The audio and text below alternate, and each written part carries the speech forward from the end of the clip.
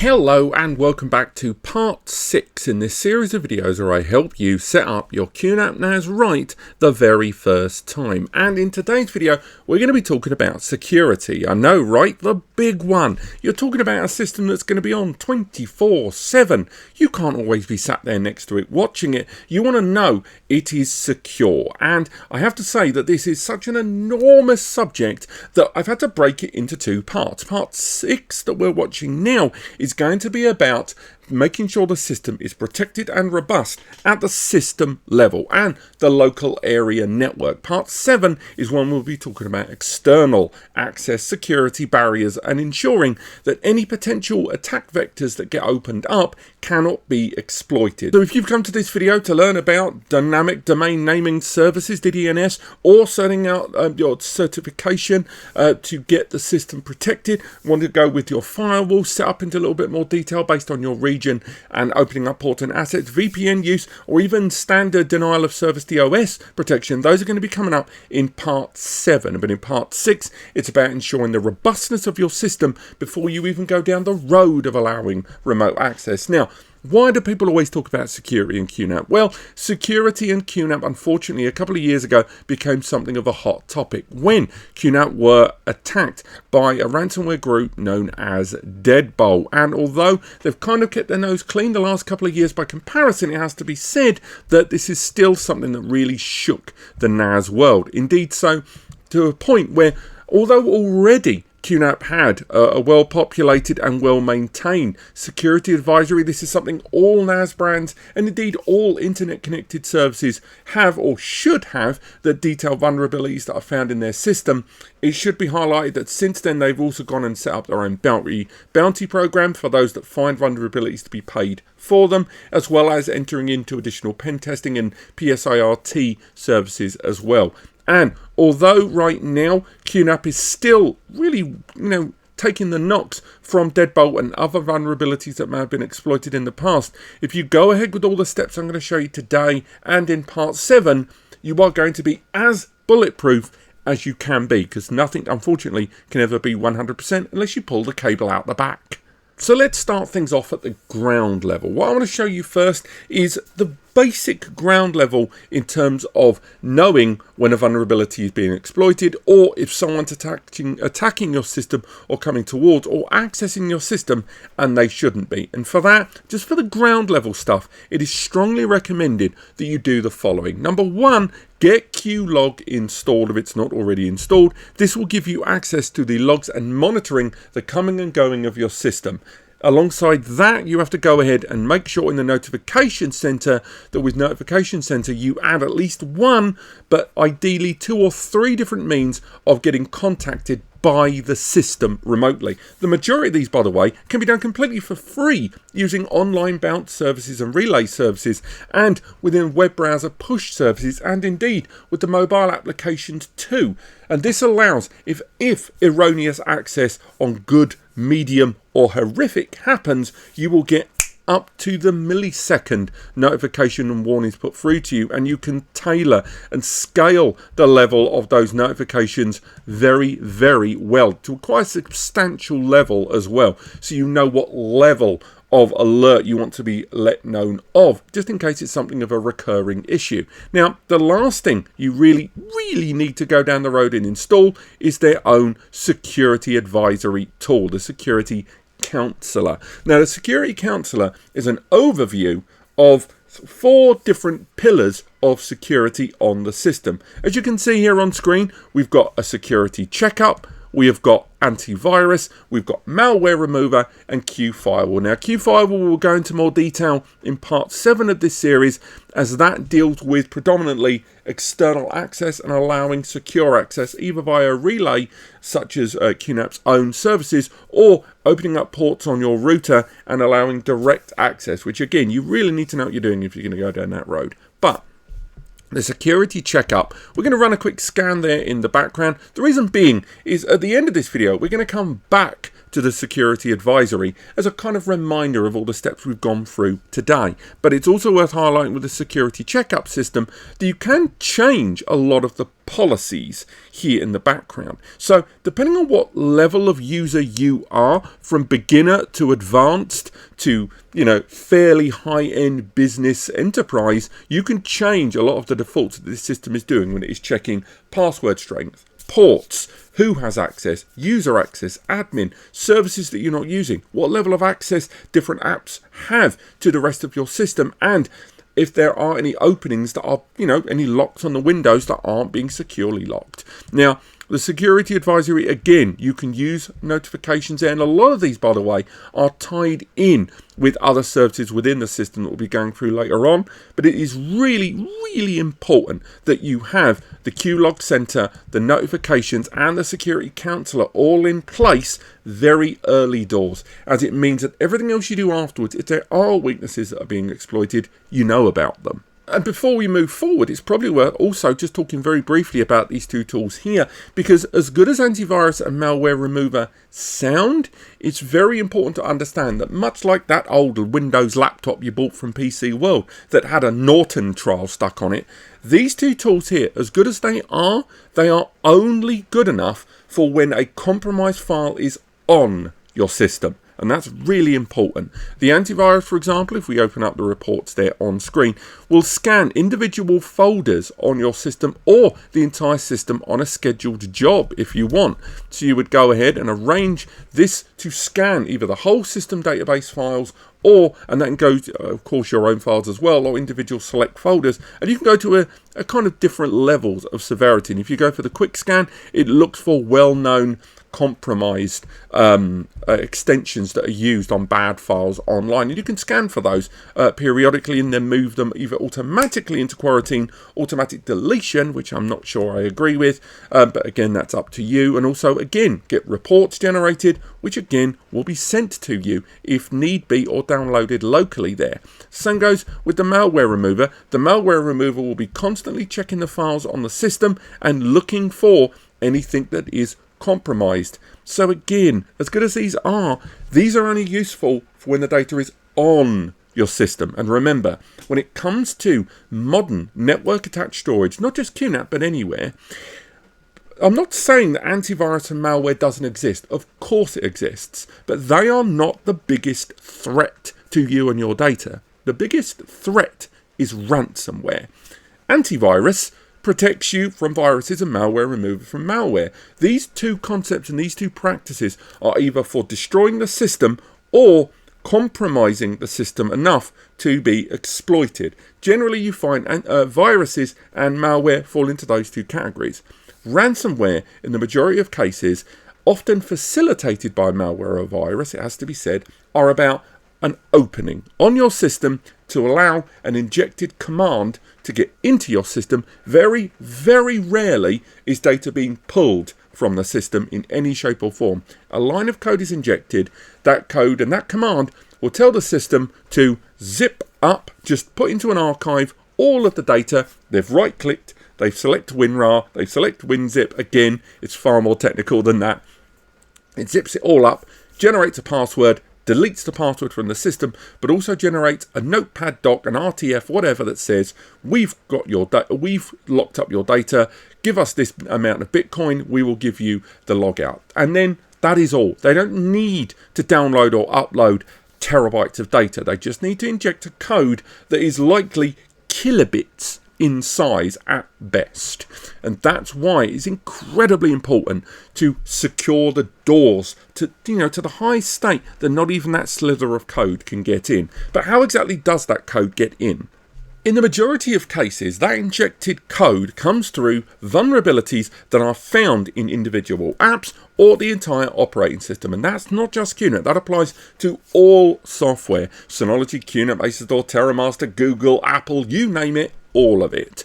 And when those vulnerabilities are found, all too often they are found in Linux. They are found in the base level building blocks all the way down at the start. Again, a patch comes out, hackers look for a vulnerability, they find it, it is then patched, the circle repeats, and we go again, and we go again. Now, when it comes to your QNAP and ensuring you're getting these holes patched, it is incredibly important that you do one of two things, or ideally both. Head into the control panel, head into the updates and in firmware updates, and they've modified it ever so slightly recently.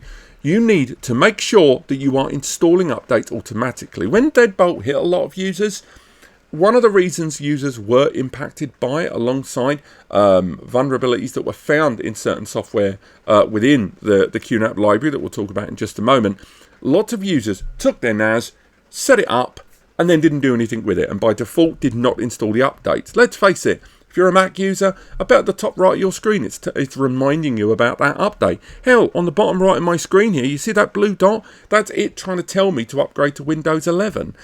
There are always going to be big and small updates out there, but nevertheless, it is always recommended to install critical updates automatically. Yes, it will result in your system rebooting, and that isn't ideal, but it is incredibly important to ensure that critical updates are installed, and ensuring that they happen at a time and day, week or month that is convenient to you. Fully featured updates that install, new features to your AI photo recognition, not that important. You could go for all the updates if you want and get the best of both worlds. But at the very least, critical updates need to be installed. And also ensure, if you are worried about compromised software, do not tick this box, because this will also allow the installation of beta software, which you really don't want to have. And again, everything is tied to that notification system that I mentioned earlier on. But that's only half the battle, because as mentioned with Deadbolt, it wasn't so much a full vulnerability within QTS or QUTS. The vulnerability was app-based, and just like the operating system, just like the apps on iOS or Android on your phone, they all get individual micro updates. These are updates to those individual bits of software living on the operating system. And as you can see, updates arrive. Now, in this case, as we did with the setup, and by default, by the way, on the QNAP system, updates are not automatically installed for these apps. You need to go into the cog on the top right, select update, and install update. Either go for required updates or all updates. Again, required are security updates. All update really does mean all, and of course notifications using the notification system that we talked about earlier will allow you to know when these updates are available and whether you want to update them, because there is every possibility that app is in constant use. It could be the virtual machine manager, it could be surveillance, it could be an app that you don't want to lose access to. And unlike a system update, which makes the whole system reboot, luckily an app update will only need the app to reboot. So now we've discussed all the flashy feature stuff and the OS level stuff. What about the incremental layers? What about all of the security measures you can make that are effectively adding more doors between your data and a potential attacker? Well, for that, let's head into the control panel, baby. Because from here in the security tab, you've got a lot, and this isn't the only tab we're going to be going to, by the way. You have lots of different options here, some of which apply to internal, some external, and some a little bit of both. But two-step verification and the utilization of 2FA and two-factor authentication or OTP services, all using QNAP's own authenticator app, allow you to add not only your password and your login name, but you can also add this new adaptive login method as well as an extra layer of protection there to stop vulnerability being exploited with credentials that they may already have in place, because that's another part of the puzzle that allows vulnerabilities to be exploited. Knowing you've got a pathway to the NAS is half the battle. You need to have at least a user account that has the control and the ability to action an authenticated app. Injecting a code for ransomware is no good if you do not have the credentials to action it. So when it comes to adding two-factor authentication, you can actually enforce it in two different ways. One, you can force individual apps and users, such as user Alan here, and if I choose to, I can actually make him have to have two-factor authentication if I choose to. But moreover, I can have groups that have two-factor authentication forced upon it. Now, what do I mean by that? Well, if we go back into the Users tab here, we'll go in, we won't save those changes. We go into the users tab here. We can see, say for example, user Alan here, we can change his password if we wish, and if we choose with Alan, we can change the level of access he has. All of this was covered in part 1 and part 2 of this series. But it's with groups that we really need to bring in the focus, because it is highly advised, if you've got more than about 3 or 4 users accessing the QNAP, rather than try to manage the individual security credentials, so like this user here, where we would go into login security on this main account I'm using now, and add a stronger password, add two-factor authentication, add auto log out, add a 2FA app or password to log in with that system. Rather than trying to micromanage all of them, adding users into individual groups and then enforcing the rules for security within that group is significantly more effective. Now, if we head back into that security tab, we're able to see there via two-factor authentication that we can ensure that a user group or even a domain group have forced two-factor authentication. That means I can just move all of these users into that group, and if I need to move them out temporarily because of low-level access and low-level security credentials, but I just need to get in for that user, I can do that. And managing it on a bulk level just makes more sense and is more convenient. And even if you're using members that aren't really going to be able to take advantage of OTP or two-factor authentication, which, by the way, in 2024, there is absolutely no excuse. Google Authenticator and more are out there.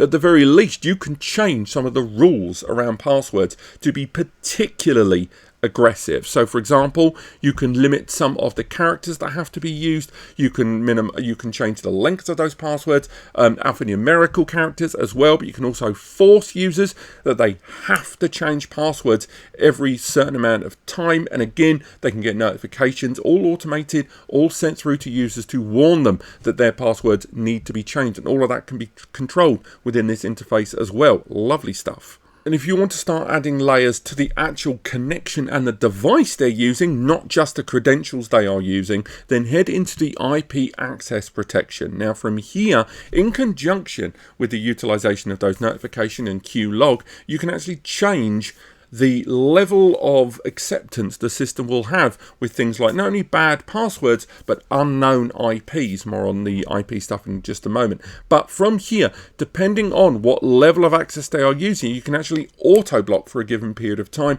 and also change the number of attempts they can use. With account access, exactly the same thing, that you can bind to those user groups, again depending on if you're using different file services in order to get the job done. And when it comes to that level of access and the reaction of the system for auto block that I'll show you in a moment, it's also worth remembering that if you're concerned about individual groups or individual users and the scope of damage they could cause if they did get compromised, head into the privilege tab on the left hand side, go into delegation admin, and at the bottom select permission viewer. This will allow you to see who can do what. It allows you to see individual users and actually export a log of just what level of access they have, and therefore you can run something of an audit on how much or how little, if one of those users was compromised and access to that system was obtained.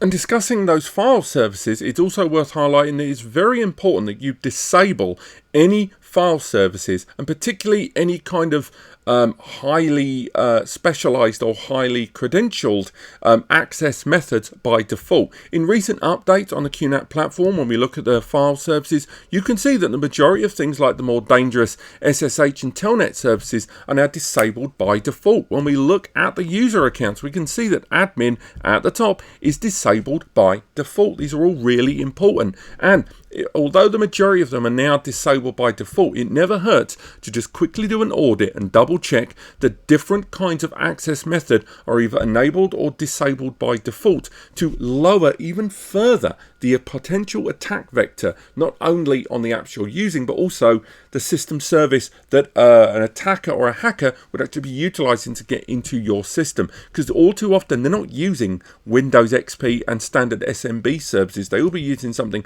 more sophisticated and command-led. And for those individual users, when we were talking about password changes there, it's also really important to know that a lot of the vulnerabilities that are exploited in day-to-day operations can happen not because of a vulnerability on the QNAP, but a vulnerability on the client system that the user is using. So maybe one of your staff members or a family member, they're downloading torrents, they're going to websites they shouldn't, they're hanging around on the dark web, whatever it is that they're doing could compromise their own system.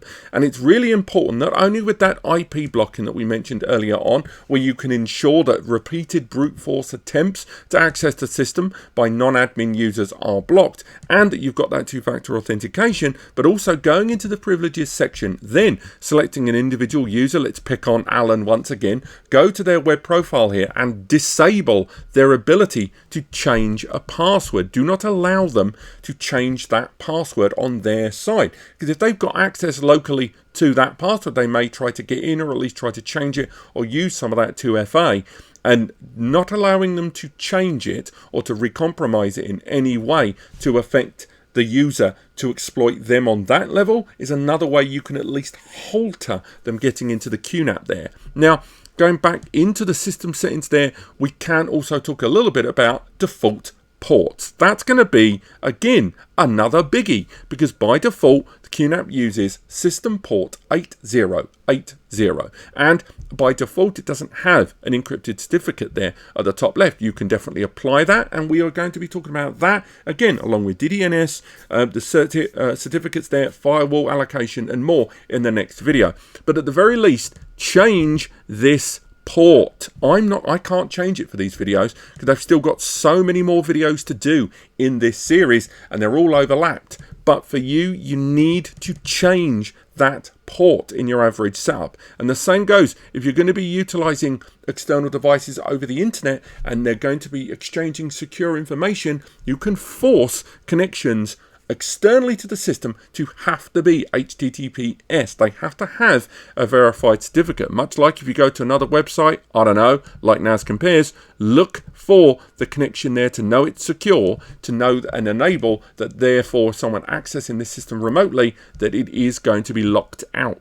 And although some users might argue with this, I know there are going to be some out there, the people that turn the plug sockets off at the wall at night, the users that don't really like the idea of their NAS being on 24/7, they're going to want to know that when they go to sleep, that the NAS is off, whether it is for power consuming reasons or that they don't want to be asleep while the system's being bombarded. They want the system to be on for when they need it, 9 to 5 or whatever. And for those users, head into the power section, and as binary and basic and black and white as this sounds, head in to the power schedule and enable a schedule for the system to turn itself on and off when you need it. It will go into a low powered state if you enable EUP mode, but the ultimate goal is there that the system is now going to be in that no access period while you're asleep. And again, this doesn't really relate to ports or two-factor authentication or IP blocking or anything, but at the very least, this is the equivalent of when you go to sleep, the cable being removed from the back of that system, basically blocking the system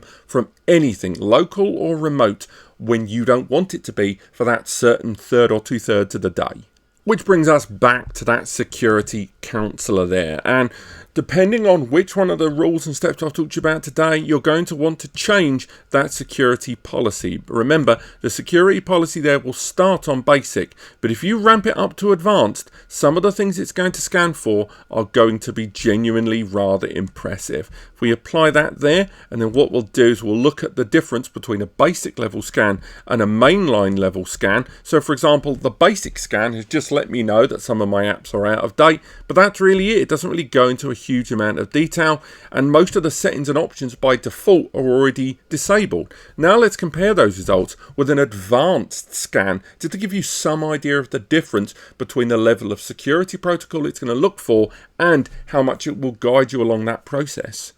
And as you can see now, it's a very different kettle of fish there. It is highlighting, again, those lack of updates, but also that the NAS isn't forcing those passwords, that again the policies are too weak, that two-factor authentication isn't enabled, that I'm not utilizing an encrypted certificate there, that I've not enabled notifications or pushing some of those updates. All of the stuff we talked about today, it is warning us, and this is what I mean, and it breaks them down. So either utilize the security policy that best suits your needs, or use a custom policy which allows you to tailor the ones that matter the most to your needs there. But this has been allowing this has been a video about showing you the best way to configure your NAS to be protected inside that network there. In the next part in this series, we're going to be solidifying the layers of security and protection from the outside world. Stay tuned for that one. But apart from that, again, as always, if you need assistance, head over to NAS Compares. We've got the NAS Builder and the free NAS Advice section, where if you're okay to wait